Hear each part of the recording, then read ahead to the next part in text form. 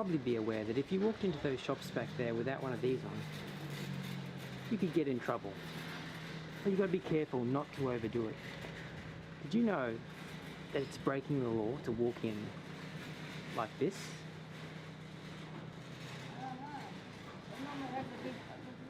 Even worse, to walk in like this. The reason being, of course, is that it's illegal to conceal your face without a valid reason. That's the case in most countries around the world.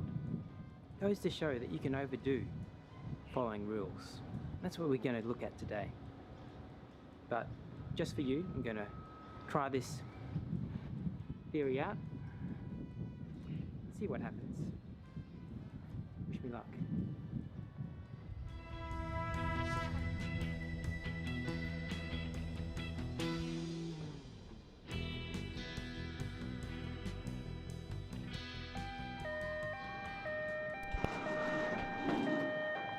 Let's go. Hello. Welcome, my good people. Please engage your thoughts in the chat if you're watching this live, or later on, put it in the comments. But how do you feel about being called a good person? I feel a little bit uncomfortable if someone calls me that. I know it's a common saying, but what is a good person? I propose to you today that it's more than what we do or don't do. For example, you could follow all the rules and still not be a very nice person. Like, you could see somebody in trouble on the side of the road and you have the means to help them, but you don't stop. Or, you don't wish people a happy birthday. You're not breaking any rules, but you're really not thinking about others. You ignore people. It's not against the law. On the other hand, you might break some rules, but still be a good person. You might break harmless little rules and make people laugh.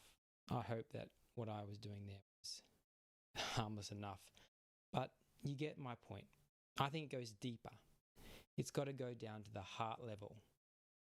So being a good person's about our concern, our care, our love for our fellow humans, I believe. And we're going to share something in a moment that I think backs this idea up. But how can we tell if our hearts are good, if we have a natural, genuine care for other people? I think that's when things happen, pop up, needs come our way that we weren't expecting. Like, it's the driving by, someone broken down on the side of the road. We have time. Do we stop? We can't prepare for that situation. What's our natural response to those needs that come out of the blue? So, as I said, let's look at this. Jesus says that love, encompasses all the rules. If we are loving, we're not going to harm other people. So let's see this right here for yourself in Luke chapter 10. One day, an expert in religious law stood up to test Jesus by asking him this question: "Teacher, what should I do to inherit eternal life?" Jesus replied, "What does the law of Moses say? How do you read it?" Great question. The man answered, "You must love the Lord your God with all your heart and your soul and your strength and your mind, and love your neighbor as yourself." And Jesus says, "Right. Do this and you'll live." He tells this guy, "You've got it right. It is. It's about love. You've summarized it perfectly." Jesus himself says that this is what the law is all about. But the man, he wanted to justify himself, justify his actions. He was feeling a little bit convicted, obviously. So he asked Jesus, "Well, who's my neighbor?" Fair question. And Jesus replied with a story. A Jewish man, these were Jewish people he's talking to, was traveling from Jerusalem down to Jericho, and he was attacked by bandits. They stripped him of his clothes, beat him, and left him half dead beside the road. By chance, a priest, or a really respected Jewish person, came along. When he saw the man lying there, he crossed by on the other side of the road and passed him by. Passed him by. Okay, so hear that by chance. That's what I was talking about before. By chance, this guy walked past. So we got this other guy, a temple assistant, another respected person, walked over and he looked at this guy lying there, passed him by on the other side. Completely avoided the situation. Well, after all, no one's watching. Then a despised Samaritan came along, and when he saw the man, he felt compassion for him. That feeling of compassion came when he saw the need. Going over to him, the Samaritan soothed his wounds with olive oil and wine and bandaged them. That compassion led to practical care. Then he put the man on his own donkey and took him to an inn, where he took care of him. The next day he handed out the innkeeper 2 silver coins, telling him, "Take care of this man, and if his bill runs higher than this, well, I'll pay you the next time I'm here." He cares for him at personal cost.